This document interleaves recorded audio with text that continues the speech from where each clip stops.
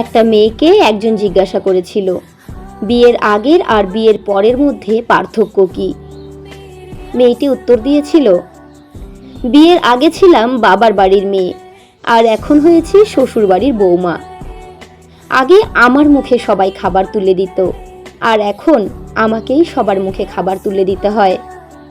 আগে একটু ব্যথা পেলে চিল্লাচিল্লি করে সারা বাড়ি মাথায় তুলে ফেলতাম, আর এখন অনেক ব্যথা পেলেও একটা শব্দও করি না।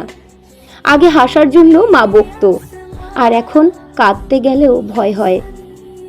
আগে একটু মন খারাপ হলেই মা বুঝে ফেলতো, কিন্তু এখন ভিতরটা চুরমার হয়ে গেলেও কেউ বোঝে না।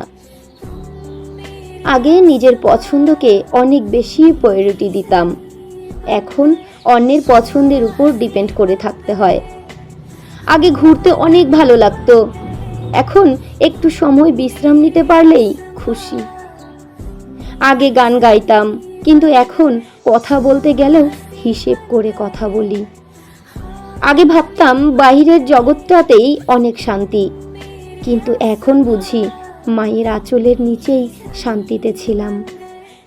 আগে ইচ্ছে করলেই মাকে হুটহাট জড়িয়ে ধরা যেত, আর এখন জড়িয়ে ধরতে ইচ্ছা হলেও অনেক দিন অপেক্ষা করতে হয়।